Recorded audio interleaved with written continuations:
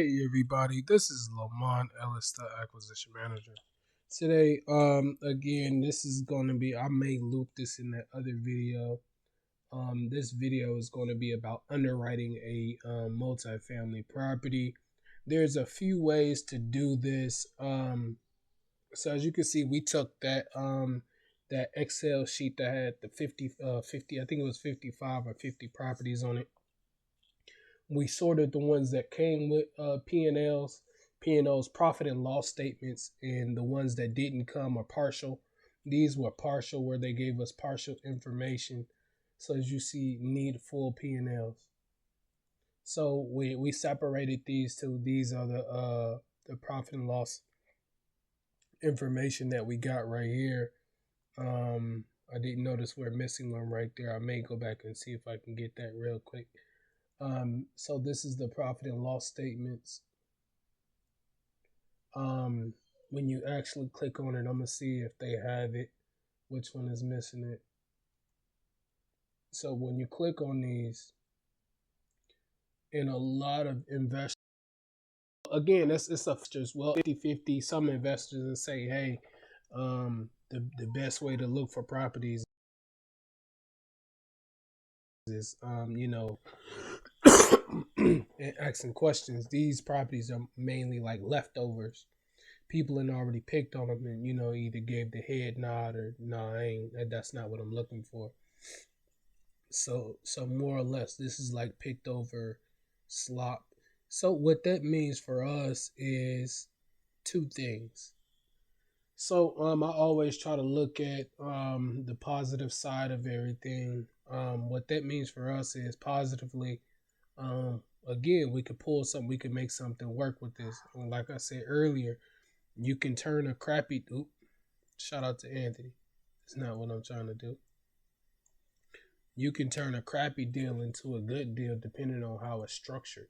It has to be actually structured correctly for it to make sense. Majority of these properties is sitting online because of the numbers didn't make sense. A deal could not be made. What I mean by that, shout out to my connector. He started to see exactly what I deal with. So in the real world, in business world, I should say, it's all about negotiations, selling or being sold. It's like it's hard to explain it, but you got one side that want, you got one side that want what they want, and then you got the other side that want what they want. Perfect example. So you got the homeowners, the agents, and the brokers. They want the homeowner to make as much money as possible. Then on the other side, you got the investors. The investors, he want to make money off the actual product. So to do that, he has to buy it cheap. It has to be valuable to him to purchase it. So the difficulty is your job is to get it cheap, while the agents, the brokers, the homeowners, they pushing it to the maximum price as possible. So how do you do it? So what is the way you can win? So the way that you can win is either you got a few different ways, techniques. Get good at negotiating, get good at selling, get good at explaining. But besides that, using different strategies, seller financing. Again, I keep throwing that out because it's a game changer. It can turn a not so much of a deal to a deal. It can make a property actually be a deal just based off of using seller finance and how it's structured. And the other thing is, going back to the table and saying, hey, this doesn't work for us. What can you do to help us out? What can you do? I wanna purchase a property, but to purchase this, if I purchase it at this price that you asking me for, if I purchase it for this price that you asking me for, I would be losing money because the ROI doesn't make sense. It might take longer for me to make that money back just based off of the purchase price. For those, welcome to real estate. This is commercial 101. It's all about the income. It's all about the money. So let's get right to it. Obviously, this is one of my calculators that I use when it comes to commercial. Shout out to Anthony. Shout out to his 8-week boot camp. Again, I learned a lot from his boot camp. I'm very appreciative. He taught me a lot. some things that I knew, some things I didn't know. The truth of the matter is, I'm very thankful. I took his class because I learned so much. Again, I realized like, oh, okay, that's why commercial takes so long, because it is a lot to do. It's a lot to do. This is a business. So this is his calculator. We're going to go over it. The other thing is, so this is Anthony's calculator, and I have another calculator that I use from time to time. So this is another calculator that I use. So again, this is a commercial calculator, and then I use good old ChatGPT. Now the thing with ChatGPT can make the process quicker, but it's not always accurate. That's why I got these right here. That's why I got these. It's not always accurate because it missed crucial information. So and this is what we're going to do. First things first, we're going to put this in there. I'm gonna tell ChatGPT assume that there was a mortgage. See, I think he said it's like a 1.3. I'm gonna have to pull out my book. Yeah, I got the book, man. I got the pamphlet. Oops, I'm gonna have to pull out the book. I think he says like mortgage rate, the DCR. So what I'm referring to is, so I'm trying not to get too technical because it's gonna bore people, and how I was explained it, I'm gonna explain it differently than how they explained it to me. I'm gonna explain it how it actually makes sense to me.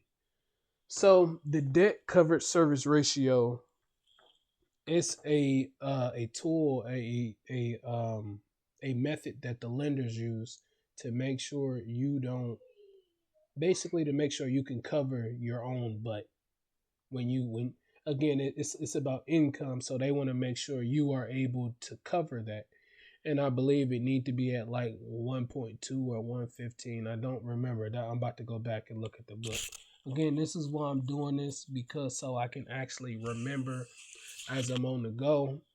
Commercial, when it come to commercial, and you'll see me do this, I go back to that book. I use that book as like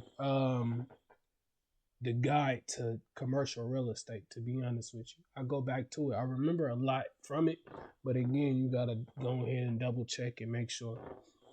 So that's what we're gonna do. Give me 1 second.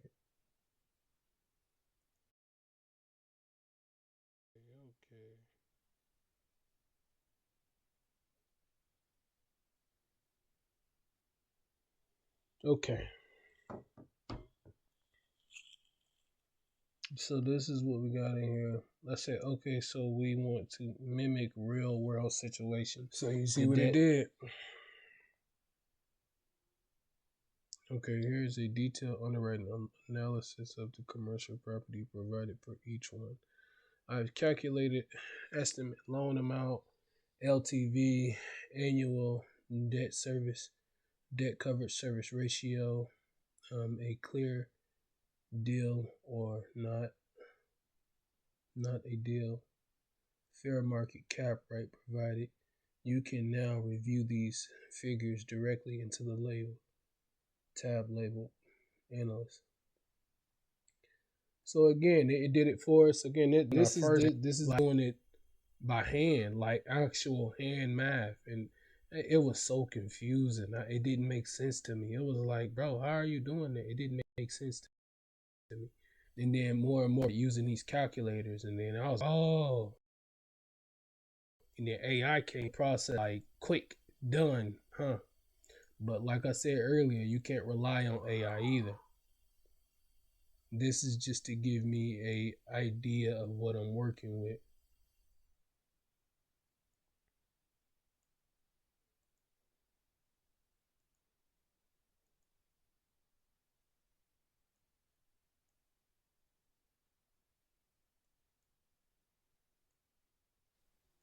So I know what you're thinking. So what makes it a deal? Based off the price range. So what this tells an investor is how much money he's actually going to put it in, how much he's, so it tells the investor how much he should actually spend on it and how much money he actually putting in on this property. So if he Yeah, has to depending spend on how way much money, he actually got to put in on it. So what we're going to do, we're going to make this a lot more simpler because I know you guys don't understand this.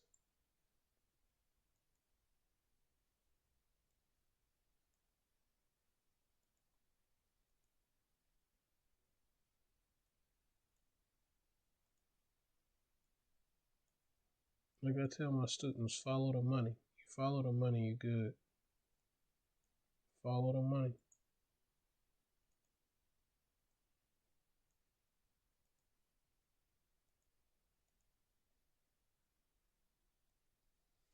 Okay, so we're going to do a deeper dive on these two right here. We're going to do a deeper dive on these two. Is this one? This one comes with a second property.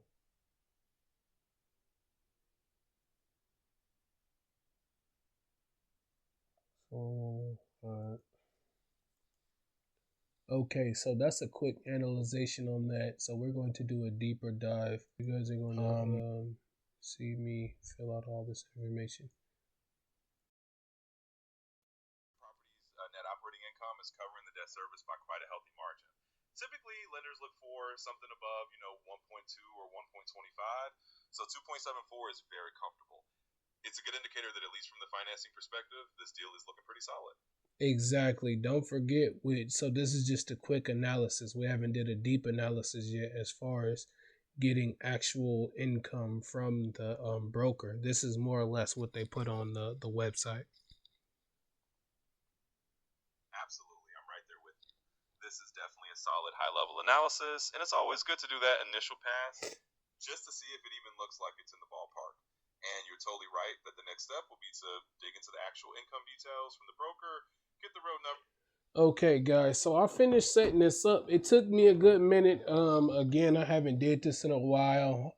So what we did was, of course, went on this Excel sheet, and then I had to go back and look at the pro forma, look at the MOA. MOA. I keep saying MOA. The the OM report. Sorry, I had to go back and look at the OM report to get all the data. Again, you see how we calculated it. So I know you like, okay, so what does this tell us? I'm gonna break it down for you nice and slow.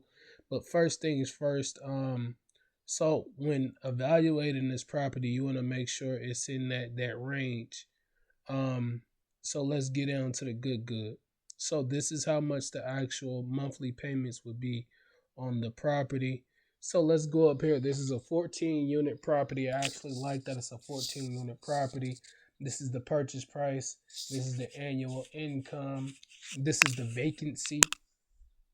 So typically, vacancy, it can vary. The vacancy can vary. Theirs was 10% this year, but the last few years it was 5%. This is why I say when you get the actual proof, the actual records, looking at bank statements, looking at all this good information, you want to verify, is this information what they saying it is? It look good right now, but we won't really know until we get the actual profit and loss statements, the T12s. We won't know until we get that information. So again, this is just something the broker put together for us, and we just evaluating as it is. So as far as vacancy, this is how much money that the person is losing on vacancy.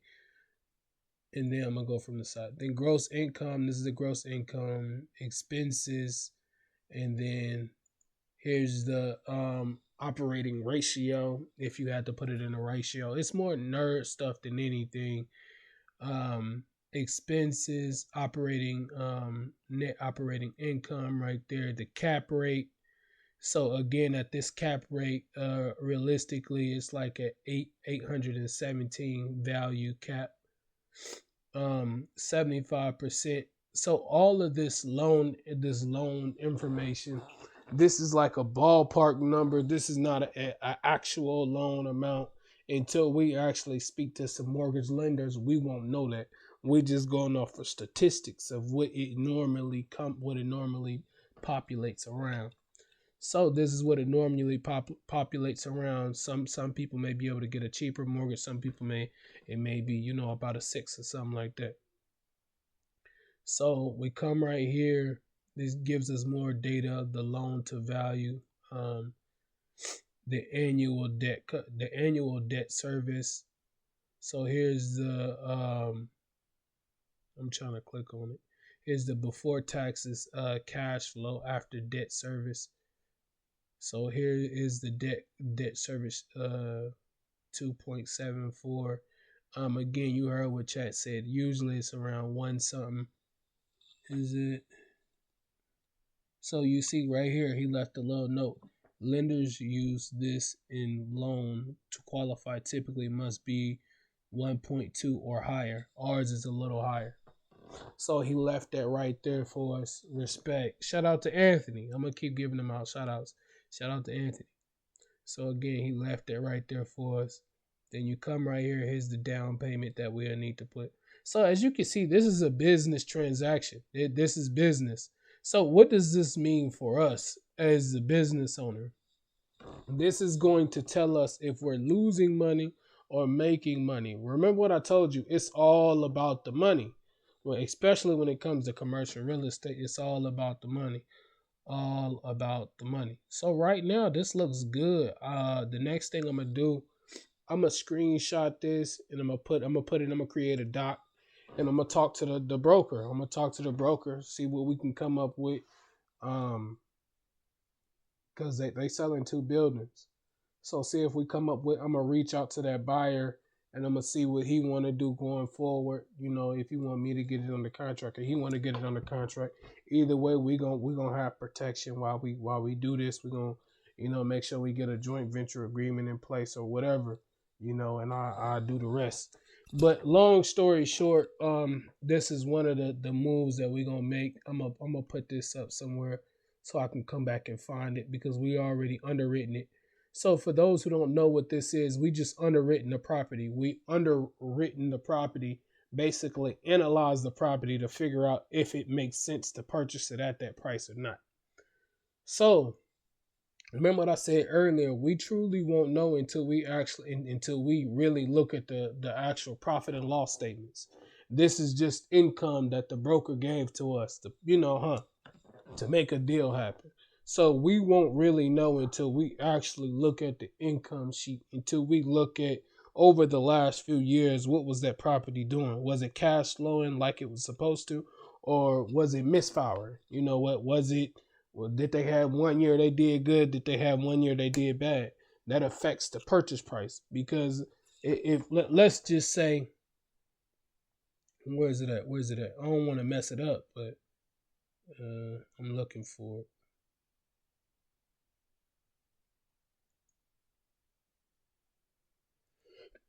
Okay, so gross income. So let's just say it wasn't producing 100K. Let's just say it wasn't. I'm gonna take out the one. Look, I'm gonna show you what it do. Take out the one. Look what it dropped to.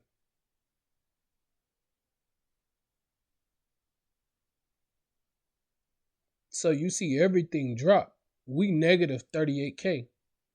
That's out of pocket negative 38K. So you see we positive 36K. So you see the price difference. Depending on how much income the actual property generates, it does affect the transaction. It affects it bad. If the property is generating poorly, we have to purchase it poorly. So I don't want to tear it up, but if we purchased it cheaper than this 450K, it may be way more worth it. Basically, what I'm trying to say is the numbers matter. Whatever the property is generating, it matters. But we're going to save this and we're going to go to the next one because I want to call on those properties. I want to get the information. I'm gonna call the buyer tomorrow. It's tomorrow is Sunday. He may not answer. We need to get in contact with these people. But guys, that's how you do it.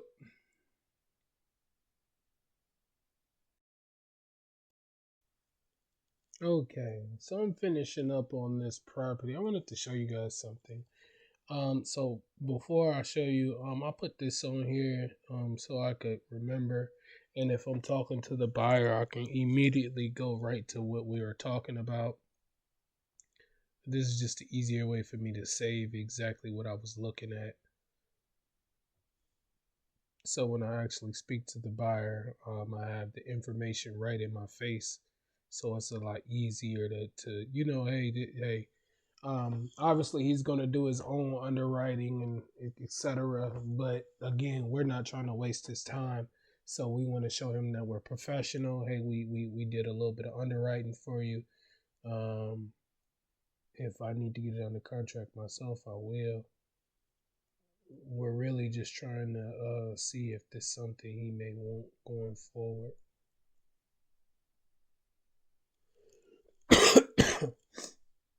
So again, you What never I want. know when you on when you on a phone call, and this happens many a times. Excuse me. You may be on you may be on the phone with a agent or owner and describing their property or their land, or hey, this property is near water, or it's something where you need to be able to see exactly what's going on. So immediately, I already know what you guys thinking. Well, this is an apartment. What do I need to see? Actually, it's a lot that you need to see.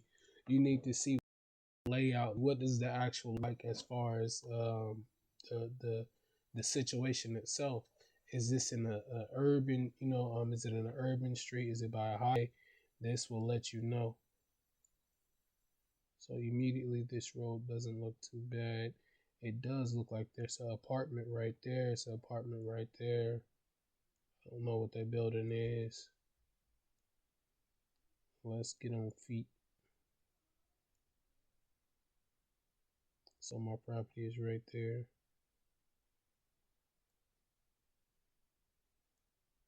Okay, so that's us right there.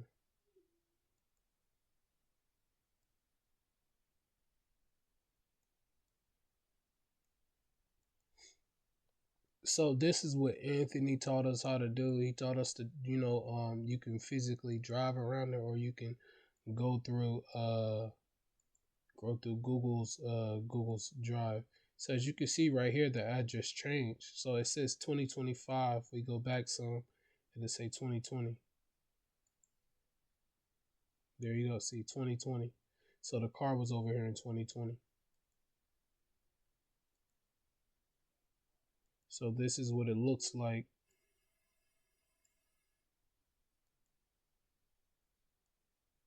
This lets you know what type of neighborhood you're looking at. I'm inclined to lean into like a class C to it ain't a D yet. I'm leaning towards a D. I mean a C. Sorry about that.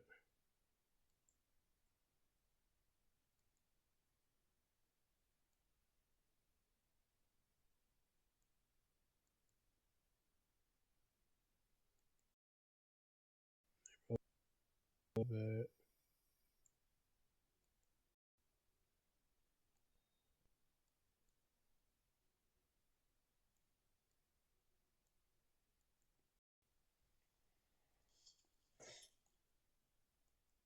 So Flipman was the first person I seen that actually do this, but Anthony was the one that he explained exactly why. So all we're doing is looking at what we are doing. We're looking at the neighborhood. We're going to do exactly what the buyer would do. You need to put your shoes in the buyer's feet. He wants to look at the market. Well, what type of market is this? This is 2017, so they haven't been over this side of the time in a long time. So the 2015, 2005.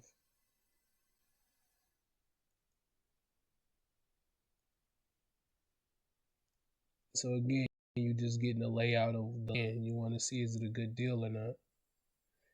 So number wise, it looked good. Again, we haven't looked at the actual income sheet, so we only looking at what we actually know to see. to see if we could send that to them because they may say no, they may say yes. We don't know. And so the biggest goal is just to underwrite those properties again. Yeah. So we looked at this one. I'm gonna mark that green. And we looked at this one. So we only got two more. These two are together. So that also reminds me, this was sitting for a while, so it's a reason why it's sitting. Most likely, when you got the income sheets, the actual expenses, it didn't match exactly what they sent us. So you're going to see this process is going to take a while. I'm gonna also ask is the owner willing to do seller finances. That sweetens the deal a lot more. It makes it easier, physically easier for a homeowner to come in. Excuse me, a buyer to come in and do what he need to do. But yeah, guys, this is how it goes. A simple way of doing it without doing this again, going to ChatGPT, having ChatGPT come up with the analysis, making sure you ask the things I asked it. Hey, mimic real life. Like I said, that's what I told ChatGPT. Mimic real life. What that means is when I say mimic real life, in real life, there's the lender. You got to get a mortgage. The lender is going to make sure you're in between this price range. I mean, the price range, the percentage range. He's going to make sure you ain't losing no money on the transaction, because he want to make sure you could pay him. Vice versa, and make sure you can get paid. So, guys, I just wanted to share that with you. Thank you so much for your